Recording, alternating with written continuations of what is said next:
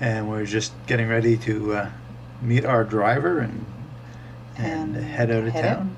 And there we are, heading out of town. The traffic. And this is a couple of shots just coming out of Marrakesh. Big city, huge city. Interesting contrast, though. Traffic was incredibly stupid. I don't want to ever drive there. Just a cool shot of Jamel's reflection in the window. Thank you. Yeah, it was very well done. And here I just took some video of a village that we passed through. Very typical of a lot of the Moroccan villages. Everything right alongside the road. All the shops are these little tiny like shed, storage locker kind of things where they roll up the doors and you don't go inside, but there's like a counter there and you walk up to the front counter and you ask for whatever you want. Construction is used to be mud brick and everywhere, but now these days they're replacing the mud brick with concrete cinder block. The mud brick used to last about 15 years before it would start collapsing and have to be rebuilt. You just move out and start building a new house right next to it. That's why you get such a sense of decay in a lot of the places in Morocco. It's because you get a lot of that mud brick going. You're starting up into the Atlas Mountains here and you're seeing some of the vista shots. Here's me taking a picture of Danute taking a picture. Yeah, this was like the first overlook place that we stopped. Every single overlook had a couple of people trying to sell stuff. Yeah. Some of it was amazing when especially when we got up higher, like how they actually got there. Nice shot of the road curving around. Yeah.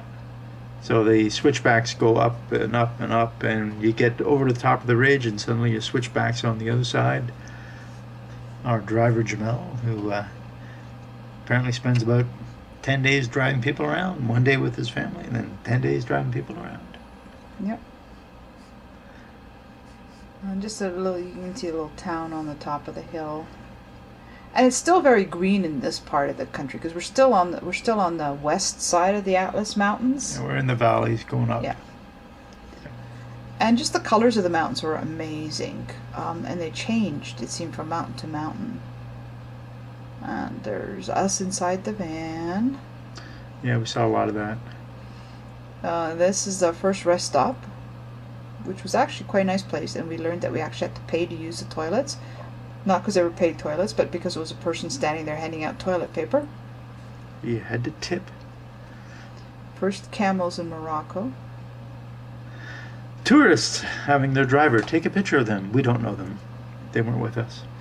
So here we're heading up to Tizi in Tikta, the highest paved road in Morocco, past through the mountains. It actually looked like the trees have been almost planted along terraces on the far side there.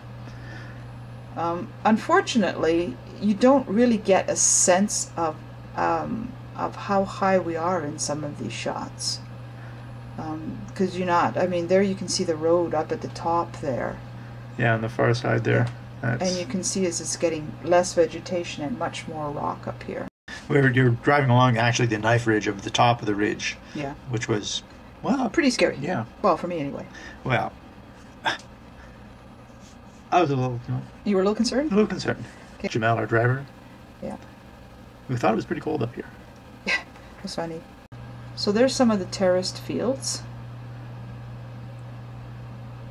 And just look very green and very... the irrigated fields. Yeah. They're not really terraced at this point. Yeah. And there's that, you can see the cinder block construction on the newer buildings. Now what's really interesting here is we're just going to get to it where you can actually see the terraces. They've terraced some of the lower hillsides. And there's just a tan. You can see how the land is actually getting dry. Now there's water down there, so it's a small river, but you can see all behind that how very dry everything is. And this is actually an irrigation wall that carries water. Here we are at Ait Ben Haddou. 300-year-old Berber city. We were shutterbugs completely. The four of us had cameras and went like crazy, and Danute had the video camera and was just videoing everything. Myla and myself. Danute's in the red. Paul and Lisa, and oddly there's not a lot of pictures of Brian. For some reason, I took most of the still shots. And just one of the road markers. They had these milestones everywhere, so it's just kind of neat. And here we've caught up with our guide Abdullah, and he's actually taken us through the new city out to go across to the old city, which is right there. Everything below the main part of the Kasbah, or the main part of the city, was actually built for one movie or another. The Jewel of the Nile, they filmed there. Gladiator, The Mummy. They filmed parts of Prince of Persia there. Yeah. Actually, The Man Who Would Be King. I didn't know they filmed parts of that there. So there's the Cool. Onila River. When was that? That had to be back in the 50s. That was back, I think it was 60s, but and you can see the donkeys down there. You had the option of walking across through ankle-deep water or actually riding a donkey. Brian and I walked. The others rode donkeys. Everywhere you went in the south of Morocco, you saw date palms. Date palms, date palms, date palms. Yeah. Pretty much if you got dropped anywhere in Morocco, blindfolded, and within 2 seconds you could tell whether or not you're in the north of Morocco or the south of Morocco.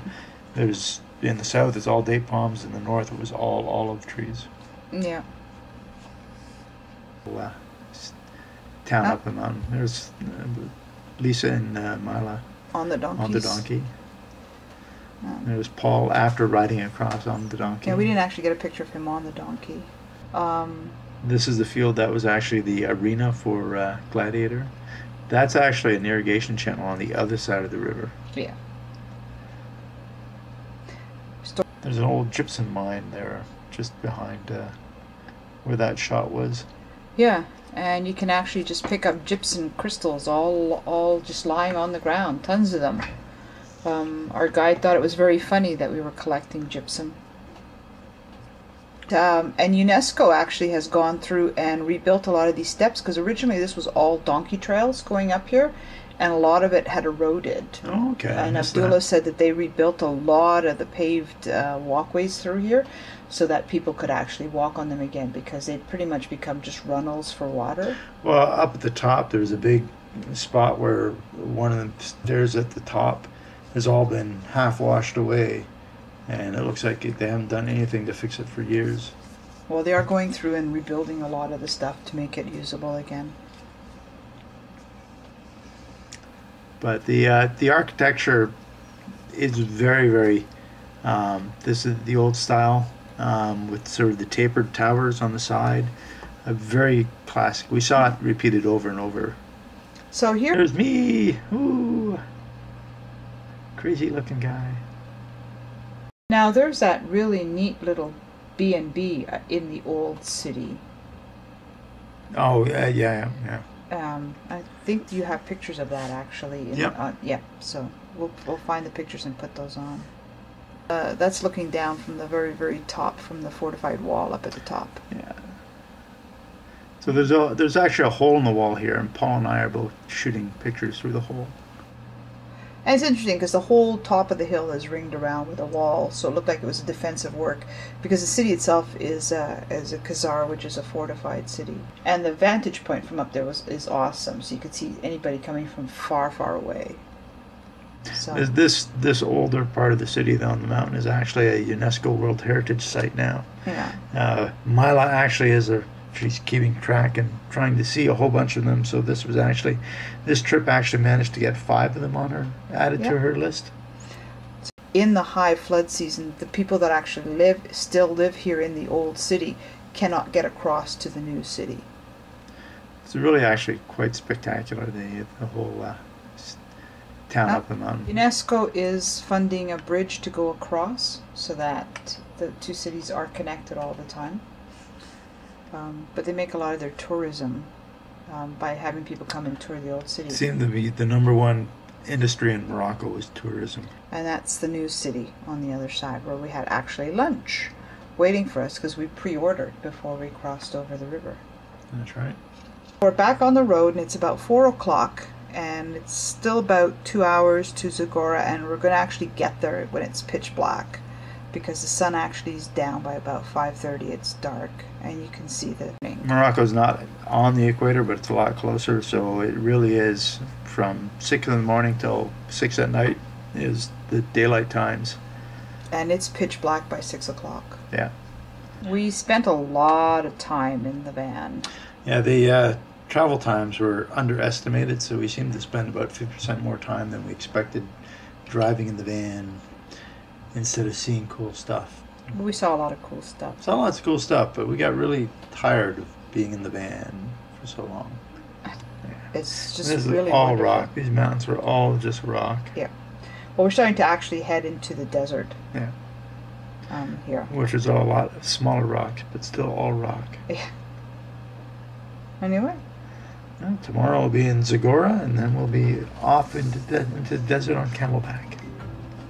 Anyway, we didn't get to Zagora until after dark, so there are no pictures of Zagora until tomorrow morning.